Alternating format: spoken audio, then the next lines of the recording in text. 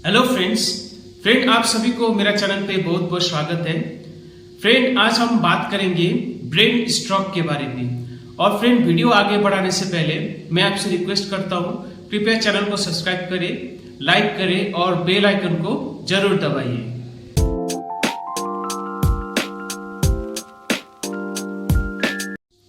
और फ्रेंड आज हम इस वीडियो में जानेंगे कि ब्रेन स्ट्रोक होता क्या है और इसका क्या क्या कारण है और इसका लक्षण को कैसे पहचानना है, इसके बारे में बात करते हैं। देखिए, आप जितना अगर आप सक्षम हैं ब्रेन स्ट्रोक का लक्षण पहचानने में और जितना जल्दी मरीज को चिकित्सा मिलता है या फिर ट्रीटमेंट मिलता है या फिर जितना जल्दी आप हॉस्पिटल में आते हैं, उतना आपको स्ट्रोक से बचने का संभावना ज्यादा होता है या फिर स्ट्रोक से रिकवरी होने का संभावना ज्यादा होता है या फिर स्ट्रोक होने के बाद जो आपका जीवन शैली है वो अच्छा होने में मदद करता है। यानी कि इसको हम लोग बोलते हैं पोस्ट स्ट्रोक रिहैबिलिटेशन। ये अच्छा होता है। इसीलिए समय जो होता है, समय का बर्बादी बिल्कुल भी नहीं करना है अगर किसी को स्ट्रोक हुआ है।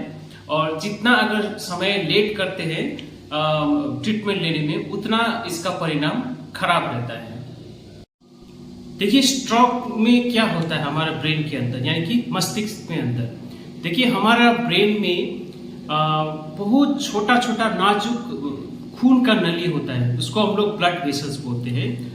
अगर उसमें किसी कारणवश कोई खून का धब्बा जम जाता है या फिर वो जो खून का जो नली होता है अगर वो फट जाता है, तो आपका मस्तिष्क के अंदर रक्त बहाव यानी कि ब्लड फ्लो रुक जाता है या फिर वो नली फटने की वजह से आपका मस्तिष्क के अंदर यानी कि ब्रेन के अंदर अंदरूनी ब्लीडिंग होता है। इसी को हम लोग ब्रेन स्ट्रोक बोलते हैं। तो दो प्रकार का स्ट्रोक याद रखिएगा। इस्चेमिक स्ट्रोक जहां पे खून का धब्बा बनने से होता है, और हेमोरेजिक स्ट्रोक जहां पे खून की नली फटने से होता है। तो ये है दो तरीके का स्ट्रोक जो कि ब्रेन में होता है। अब फ्रेंड बात करते हैं ब्रेन स्ट्रोक का कॉजेस यानी कि कारण के बारे में। देखिए, इसमें सबसे प्रमुख कारण होता है आपका हाई ब्लड प्रेशर यानी कि उच्च रक्तचाप। इसको हम लोग हाइपरटेंशन भी बोलते हैं। खासकर कि जो अनियंत्रित हाइपरटेंशन होता है यानी कि जो अनकंट्रोल्ड हाइपरटेंशन, किसी कारणवश अगर आप कभी आपको ज्यादा ब्लड प्रेशर है, आप ट्रीटमेंट नहीं ले रहे हैं या फिर आप जो इसका इलाज ठीक ढंग से नहीं करा रहे हैं या फिर हाइपरटेंशन जो होता है कंट्रोल करने का गोली अगर आप ठीक से नहीं ले रहे हैं, खान पान अगर आप ठीक से नहीं कर रहे हैं, तो ऐसे स्थिति में आपका ब्लड प्रेशर जो होता है कंट्रोल में नहीं रहता है, तो इससे आपको स्ट्रोक होने का संभावना होता है।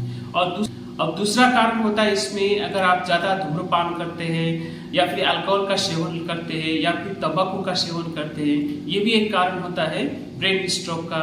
और एक कारण है ओबेसिटी यानी कि मोटापा, तो ये भी एक कारण होता है। और एक जो बहुत इम्पोर्टेंट होता है वो है डायबिटीज। यानी कि अगर आपका डायबिटीज अगर से पीड़ित है यानी कि मधुमेह से पीड़ित है और आपका जो डायबिटीज है वो नियंत्रण में नहीं है, तो ये कारण होता है ब्रेन स्ट्रोक होने का।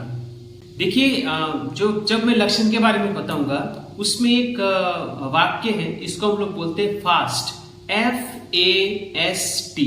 इसके बारे में मैं आपको बाद में बताऊंगा। पहले शुरू करते हैं लक्षण के बारे में।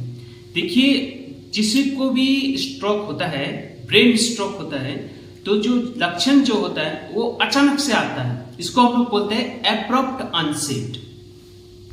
देखिए, इसमें सबसे पहले तो अचानक से आपका चेहरे में, हाथ में, पांव में सुन सा आपको महसूस होता है। उसके बाद फिर आपको एक साइड यानी कि दाहिने साइड या फिर बाएं साइड या फिर दोनों साइड कभी कभी आपको कमजोरी आता है। आपको हाथ चलाने में मुश्किल होगा, ऐसा लगता है कि जो हाथ में, पांव में जो होता है ताकत चला गया। उसके बाद फिर आप कंफ्यूज हो जाते हैं यानी कि आपका ध्यान इधर उधर भटक जाता है, आप होश में नहीं रहेंगे। उसके बाद आपको बोलने में दिक्कत आ सकता है या फिर आप कुछ हड़बड़ करके बोलने लगता है, जैसे इस तरह से आपका बोली होगा यानी कि आप बात करेंगे इस तरह से। या तो फिर किसी में वो पूरी तरह से बात कर नहीं पाएगा, यानी कि आवाज ही नहीं निकलेगा।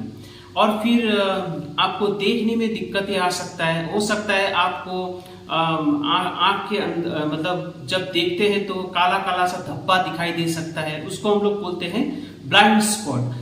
और हो सकता है आपका कान में आवाज आएगा, एक टी करके एक अजीब सा आवाज सुनाई देगा जो कि पहले आपने कभी सुना नहीं हो, या फिर सुनने में दिक्कत हो सकता है। उसके बाद आप बैलेंस नहीं होता है, जब आप चलते हैं तो ऐसा लगता है लड़खड़ा के चलेंगे, ऐसा लगता है कि आप गिर जाएंगे। तो ये है ब्रेन स्ट्रोक होने का जो लक्षण होता है, जो कि अचानक से आता है, यानी कि ऐसा पहले कभी हुआ ही नहीं। उसके साथ साथ आपको माथा में तेज दर्द आप महसूस कर सकते हैं, फिर आपको चक्कर भी आ सकता है, उसके साथ साथ उल्टी भी होगा। और फ्रेंड, मैंने जो शुरुआत में एक वाक्य बोला था फास्ट, यानी कि FAST। देखिए ये एक तरीका होता है कि किसी को स्ट्रोक हुआ कि नहीं, इससे आप जल्दी से पता कर सकते हैं। देखिए फास्ट में सबसे पहले आता है फेस, तो आपको उसका चेहरा देखना है। तो उसके बाद उसको बोलिए कि आप आपका दांत दिखाइए, या फिर आप हंसने की कोशिश कीजिए। तो वो जब दांत दिखाता है या फिर जब हंसता है तो देखिए उसका एक साइड का दायां या फिर बायां साइड का चेहरा झूल जाता है। ये एक तरीका होता है, पहले फेस देखना है, उसके बाद फिर उसको आप बोलना है कि आपका दोनों हाथ को ऊपर उठाइए, यानी कि आर्म को देखना है, जिसको हम लोग हाथ भी बोलते हैं। तो अगर दोनों हाथ जब उठाता है तो एक हाथ में कमजोरी आ जाता है, कोई भी हाथ पे, तो वो ऐसा करके झूल जाता है। जब आप उसको हाथ उठाने के लिए बोलिए, साथ साथ में आप उसको पैर भी उठाने के लिए बोलिए, तो क्या होता है पैर भी वो नहीं, उसी साइड का वो पैर भी नहीं उठा पाएगा। तो उसको या तो फिर कमजोरी आता है हाथ और पांव में एक साइड का, या फिर वो पैरालाइज हो जाता है, या फिर लकवा मार जाता है। और उसके बाद उसको बोलिए कुछ शब्द बोलने के लिए, तो जब वो बोलते हैं तो वो लड़बड़ा जाता है, इस तरह से वो ठीक से नहीं बोल पाता है, या फिर कोई कंप्लीटली बोल नहीं पाता है।